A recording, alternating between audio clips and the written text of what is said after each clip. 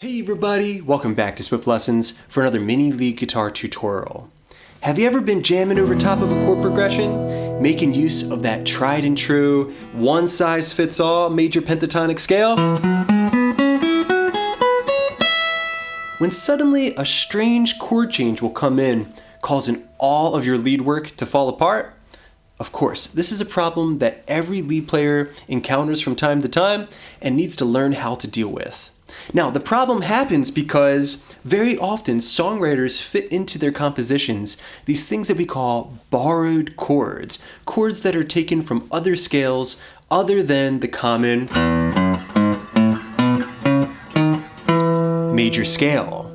Now, one very common example of a chord progression that uses a borrowed chord would be in the key of E major, a 1, dominant 3.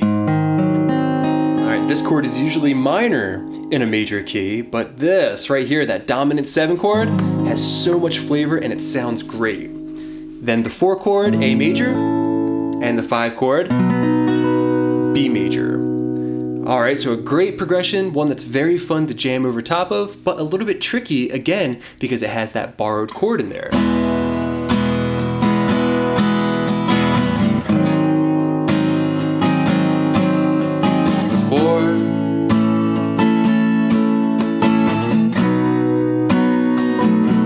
Dominant 7 there on the 5 chord as well. Okay, so in this lesson, I'm going to share with you how you can manipulate your major pentatonic scale to be able to fit in and work over top of that borrowed chord shape, the G sharp dominant 7 chord. Okay, so cueing up that backing track, we're going to hear how the major pentatonic scale sounds great over top of the 1, 4, and 5 chords, but clashes against that second chord, G sharp dominant 7. Oh. Here it comes. Just doesn't seem to work, right? 4. Sounds awesome.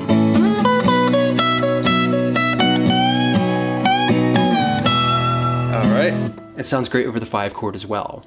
Now, here's how we handle that problem chord G sharp 7. Basically what we need to do is borrow some chord tunes from that chord, specifically the 5th interval, E flat, and the major 3rd, C, and apply them to our major pentatonic scale.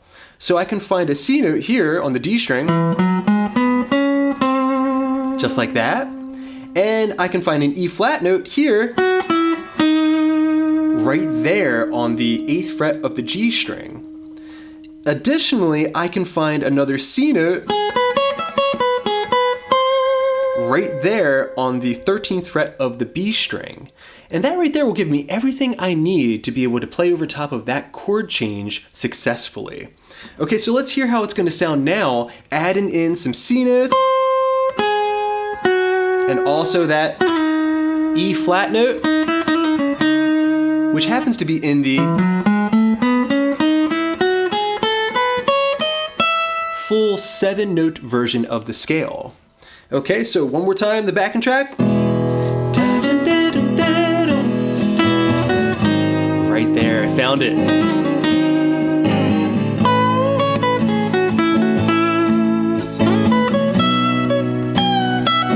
I'm gonna find that C note now. Right in time. Highlighting the chord.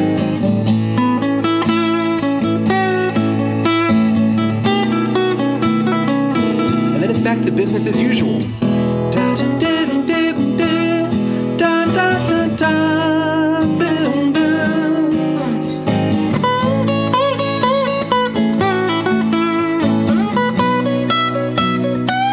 All right, one more time, here we go. The 1 chord.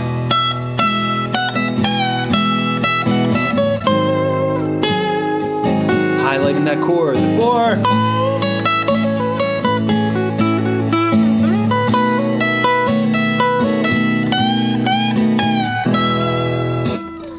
All right, everybody, I hope that's something that's going to stick with you. Anytime you're jamming over top of a chord progression using one of those borrowed chords, all you need to do is borrow a few notes from it. The fifth and the major third of the chord will usually get you to where you need to be. Now, one last tip for jamming over top of a chord progression like this, where there's a 4 chord in it. You might notice that the major pentatonic scale skips the 4th interval that you find in the major scale, the A note.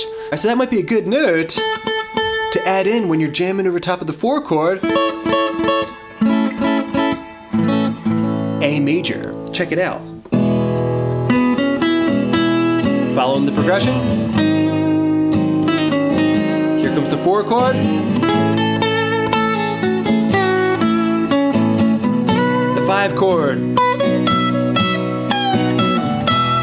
One more time.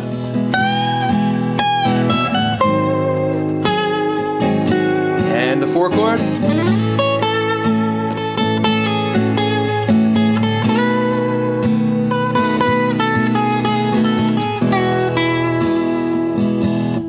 All right, everyone, I hope you found that to be useful. Just remember, it's all about following the progression, thinking about the chord tones, so that way the notes you play really match and sound kind of congruent with the chords you're jamming over top of. I'm gonna have a backing track for you to jam along with at patreon.com/Swiftlessons, along with a PDF study guide to help you with your practice. Until next time, this is Rob coming at you temporarily from Krakow, Poland, saying happy picking.